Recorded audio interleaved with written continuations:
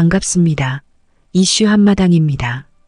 장시성 러핑시 중댄초는 천년의 역사를 지닌 마을로 1000가구가 넘는 가구와 약 5,000명이 하천을 따라 살고 있습니다.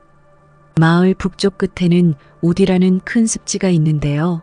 그 습지에는 수초가 무성하고 수정처럼 맑은 물이 흐르고 있으며 옆에는 나무가 울창한 산이 있습니다.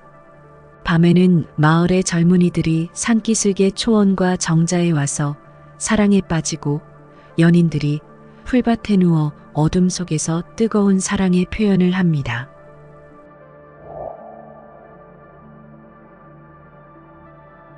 그러나 1999년 이곳에서 끔찍한 살인 사건이 발생합니다. 1999년 9월 9일 밤 12시 사랑에 빠진 조우와 시옹이 동쪽 정자에서 미래를 즐기고 있었습니다. 갑자기 검은 형체가 숲에서 나타나 조우를 둔기로 때려 사망하고 맙니다. 조우 밑에 누워있던 시옹도 동시에 부상을 입었으나 살인자는 여성을 숲속으로 데려가 성폭행하고 죽였습니다.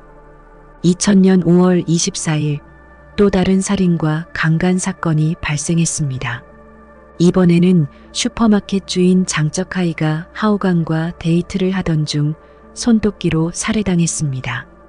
하오는 강간을 당하고 살해당했으나 그녀의 피 묻은 머리핀, 상에 하이힐만 남긴 채 시신은 사라지고 없었습니다. 며칠 후 마을의 개 한 마리가 그녀의 파란 알을 입에 물고 돌아왔지만 다른 신체 부위는 발견되지 않았습니다. 잔인한 사건이 공개되자 마을은 공황 상태에 빠졌습니다. 그러나 2년 동안 사건을 해결하지 못한 경찰은 여론과 대중들에게 강한 압박을 받고 있었습니다. 2002년 2월 1일 3만 명 이상의 경찰이 수색과 대대적인 수사가 시작되었습니다. 엄중한 수사에서 새로 구성한 수사팀이 사건을 신속하게 해결했다고 말했습니다. 공교롭게도 정확히 2주년이 되는 2002년 5월 25일의 사건이 해결된 것이 우연의 일치라고 보기에는 좀 그렇습니다. 정통한 소식통에 따르면 사건이 해결한 수사대 대장이 경찰서장으로 승진했다고 합니다.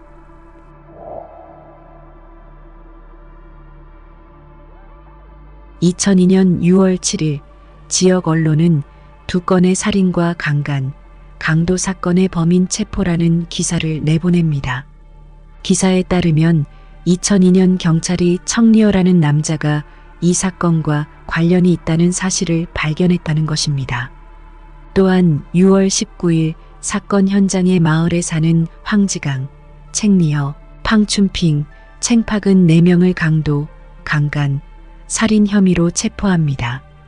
그러나 왕신빙은 도피 9년 만에 2013년에 체포됩니다. 경찰 기소 내용에 따르면 2000년 5월 23일 저녁 5명의 용의자가 술을 마시고 사건 현장 부근을 돌아다녔답니다. 그들은 남녀가 미래를 하고 있는 것을 보았습니다. 범인들은 자신들의 농작물을 짓밟았다는 이유로 보상을 요구했습니다. 피해자가 거절하자 챙리어가 칼을 꺼내 남자를 베었고 그 자리에서 사망했습니다. 그리고 5명이 여성 하오를 집단 성폭행하고 죽였다는 것입니다. 흔적을 없애기 위해 다음날 정오에 5명이 여성을 절단하여 유기했다는 혐의입니다. 그러나 검찰은 사실이 불명확하고 증거가 불충분하다는 이유로 사건을 러핑공항국에 보충 수사를 하도록 반송을 합니다. 4번이나 반송될 정도로 당시 사건이 얼마나 성급하게 종결됐는지 보여줍니다.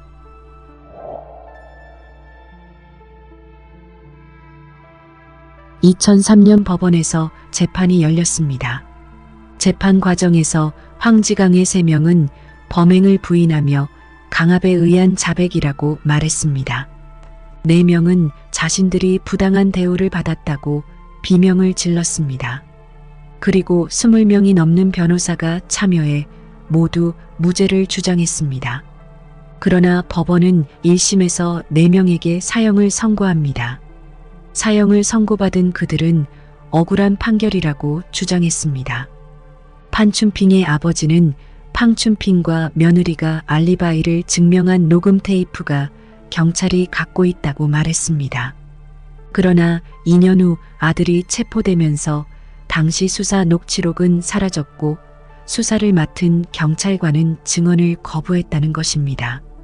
챙팡근과 챙리어도 알리바이 증거를 가지고 있었습니다. 챙팡근도 그날 오토바이를 사러 경덕진에 갔다가 200위안을 계약금으로 이체한 증거가 있다고 말했습니다. 변호사는 은행에서 사실 확인서를 법원에 제출했지만 인정되지 않았습니다. 챙리어는 그의 사촌과 두 친구가 증명할 수 있듯이 당시 푸젠성 진장에서 일하고 있었습니다. 또한 왕신빙도 진장에서 일하고 있었으며 4명과 만난 적도 없다고 말했습니다. 부검보고서에 따르면 피해자 장적하이의 상처는 머리 오른쪽의 둔기에 의한 부상이 7개 있었으나 4명이 자백한 진술과는 전혀 달랐습니다. 사건 파일에는 4명이 범행 당시 장갑을 착용하지 않았으며 현장에서 담배 세갑과 담배꽁초 27개를 수거한 기록과 하이힐 오토바이가 발견됐으나 경찰은 지문을 채취하지 않았습니다.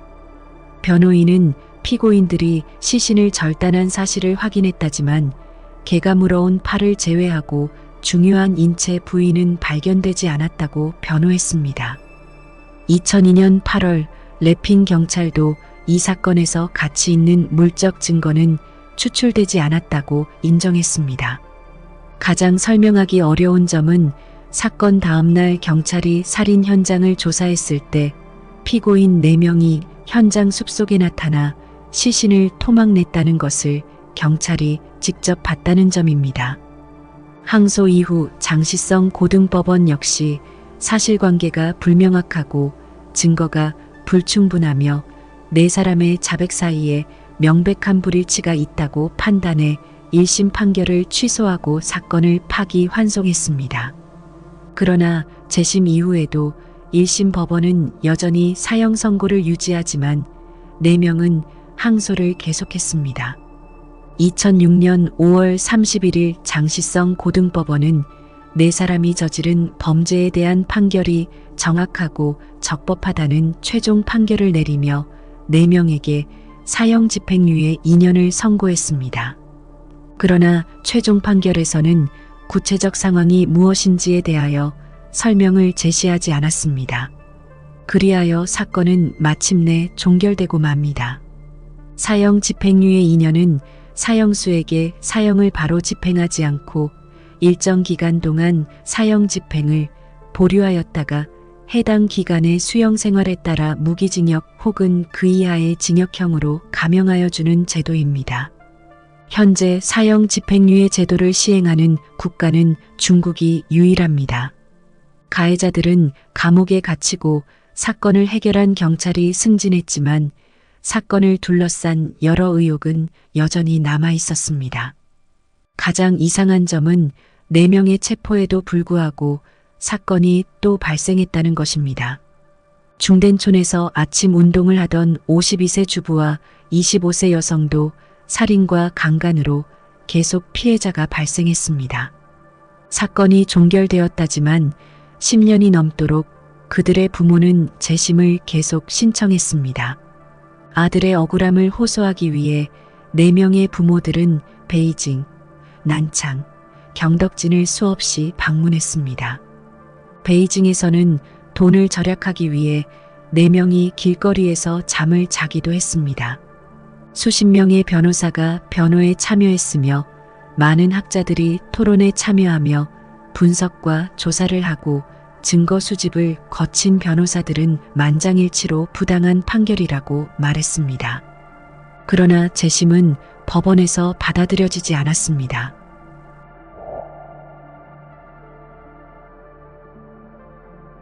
(2011년 12월 4일) 23시 30분경 러핑 형사경찰대는 여성이 납치되었다는 신고를 받았습니다. 범인은 택시 여성 운전자를 산으로 납치하고 가족에게 1만 위안을 요구한 뒤 8,500위안을 가지고 도주했다고 여성의 남편이 경찰에 신고했습니다.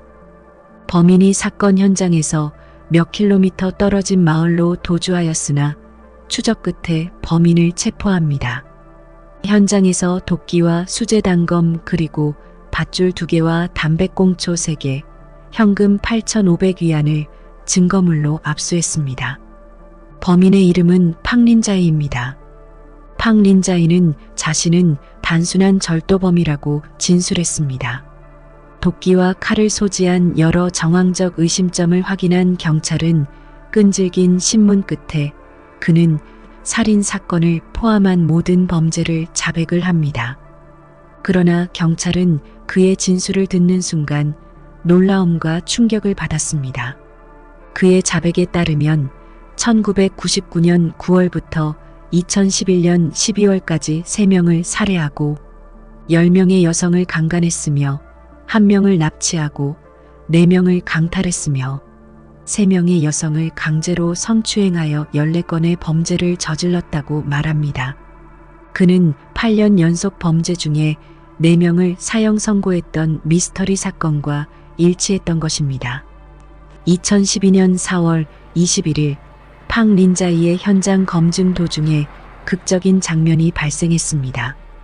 경찰이 팡린자이를 뒤에서 호송하며 슈퍼마켓 앞을 지나가고 있었습니다. 그런데 갑자기 팡린자이가 돌아서서 내가 슈퍼마켓 사장 장적하이를 죽였다고 묻지도 않은 말을 했습니다. 경찰은 당황하며 그의 입을 막고 끌고 갔습니다.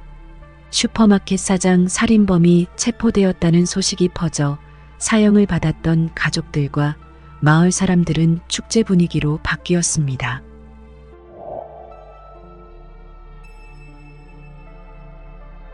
그는 1965년에 태어나 키가 약 1.6m에 불과했습니다.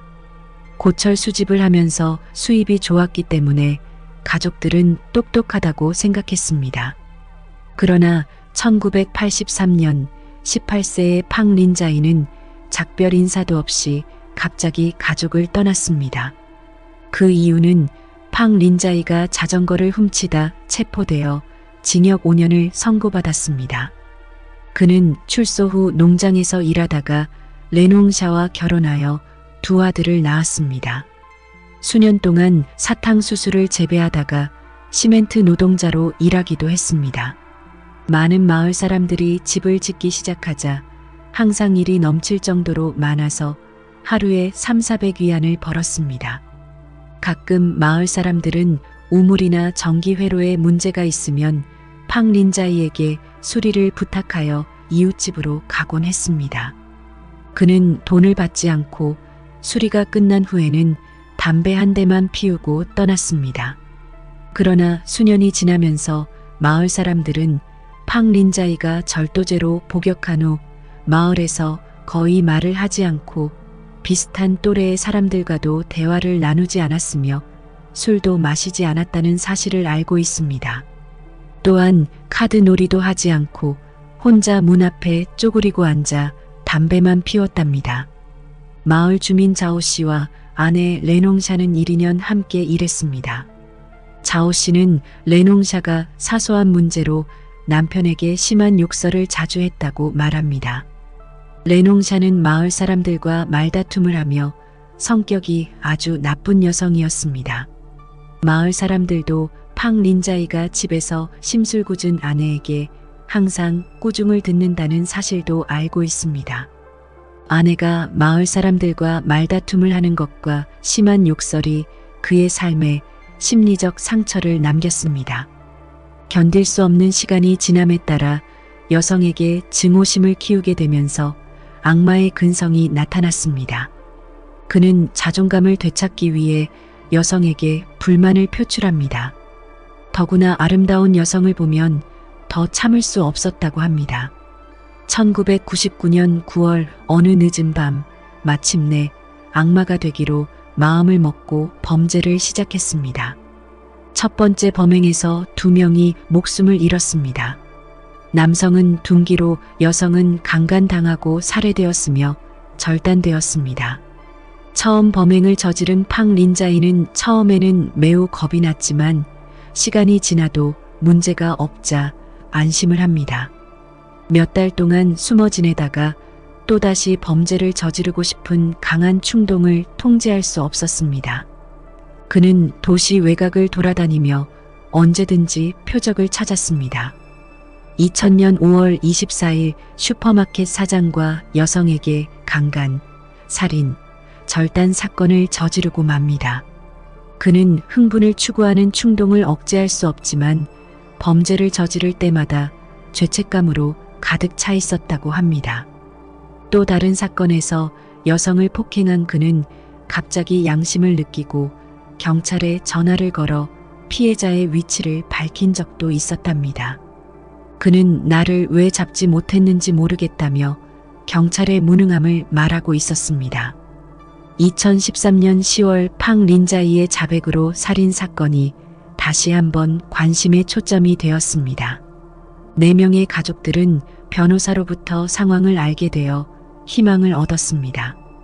2016년 4월 27일 장시성 고등법원은 피고인 4명에게 재심을 결정합니다.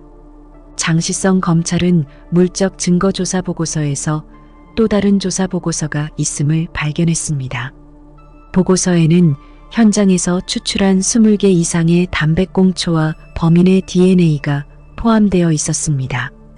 확인 결과 팡 린자이의 DNA가 피해자에게서 추출한 것과 동일한 것이며 확률은 99.99%라고 발표했습니다.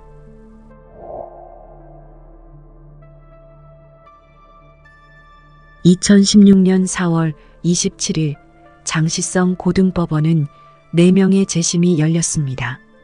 2016년 12월 22일 14년간의 감옥 생활 끝에 무죄 판결을 받았습니다. 장시 고등법원 부원장은 법원을 대표해 4명에게 직접 사과하고 법에 따라 국가배상을 신청할 권리가 있음을 알렸습니다. 그날 오후 4사람은 커다란 붉은 꽃과 함께 특별버스를 타고 고향으로 돌아갔습니다.